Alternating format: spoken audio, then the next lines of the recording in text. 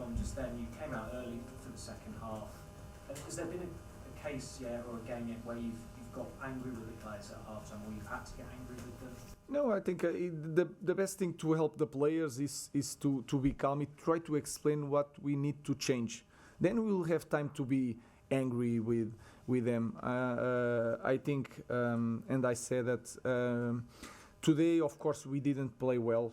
First half, we suffered a lot, but I felt some players tired.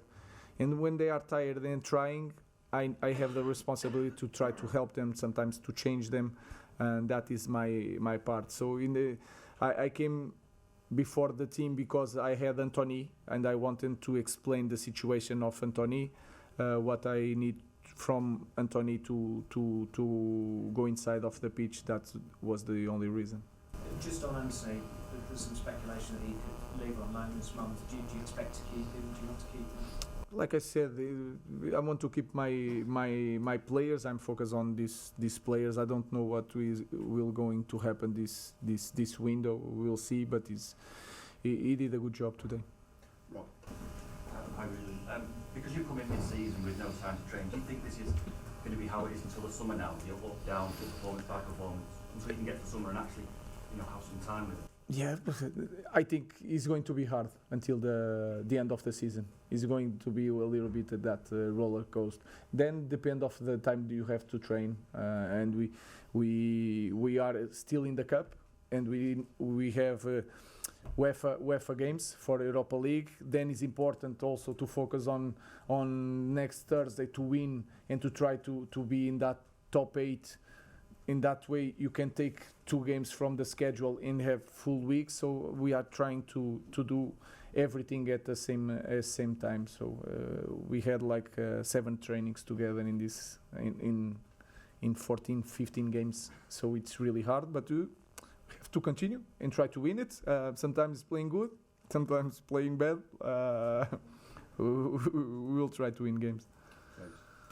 Ruben, I sort of appreciate it's probably the most demanding and intense league in world football, but if the club bring the 50 million midfielder to the club, do not expect that he could be able to play every 3 or 4 days. And talking about Agati, is it not a concern that he struggles to play back-to-back games in a tight space of time, or is it just something he's going to have to learn to get fit and adapt to? The players will get used to that, to do that. I'm trying to be honest with you guys, and I talk about openly about the game, and you are focusing on what I said about Ugarte. Ugarte was tired because he did a great job against Liverpool, against Arsenal, and you see it. Maybe if you look at the game of Arsenal, maybe Ugarte and Bruno were the best players. Yeah, were the best players against Liverpool. They didn't play against Newcastle. I think that happened with all the players here in the Premier League. They can play, but they don't play the same way. It's an adaptation. I think so. And also, it's also my fault, because if you lose the timing of the pressure, if I don't explain well, the pressure is always lost in that, and you feel it today. Mateus was with the number 7 was creating a lot of problems for Manu, because Manu was running against 2 guys. So it's more my fault than his fault. He's going to get used to play in 3 days. Ruben, just wondering, you're talking about the number of games that you've got coming up in a relatively short space of time. You also talked about hoping to keep certain players. Is it difficult to prepare for those games in the transfer window, not necessarily knowing who will still be here at the end of the month? No, of course we have some. They are players they are our players, so we have control on that. We decide on that. Sometimes it's harder for the players because they have some informations, and sometimes and you can feel it in every team in any summer. It's like that. So for me, it's harder to prepare the games when we lose. When we win, we can manage everything, expectations, bad mood for some players. So we'll prepare the game in the same way. I'm just focused on the next game. Is the lack of time at Carrington one of the reasons why you've struggled a little bit when it comes to set pieces? Because another goal from a from a corner today? Is that something that you want to work on and get better on? Everything. But today it was like it seems like a simple header. So sometimes you are in the moment that everything is against you, but then in the end things change. We managed to win, but of course we need to improve. We play against the best team maybe in the world with set pieces. We did a very good job, and like I explained to your colleague, that this season is going to be like that, and we have to improve in all the areas of our game. Last two, Pete and Fred. Hi Ruben. Are you concerned by Rasmus Højlund's lack of goals recently? He's no goals in 8 now. And not only that he's not getting the goals, he's not really getting as many chances as he had.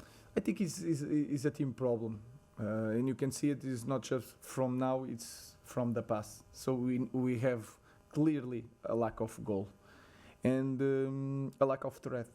When you threat the opponents maybe don't press you so high. So everything is connected, and all the players have moments in this season. I think when we start this journey together, Rasmus was the player that always scoring. So he can come back in the next game, we will see. But I think it's more a team problem than Rasmus' problem. You were talking about investigating the reasons behind not being able to play the same level as against Arsenal and Liverpool games like this. Now we have Brighton. Do you think that maybe it's because this squad might be built or a better fit to be reactive and transitioning than taking the lead in matches? I think this is something that you can see from the past, and we were in the past a team of transition, and we still are. And you can feel it. To create chances in the final third, we struggle a lot. But for that, I think is the most. I said it before the game. Is the most difficult moment to train. Is that against slow blocks, trying to create situations.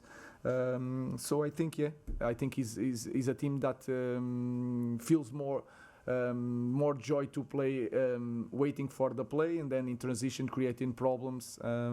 So it's something that we have to change. To change, we need training.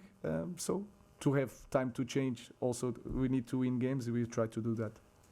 Thank you. Thank you, guys.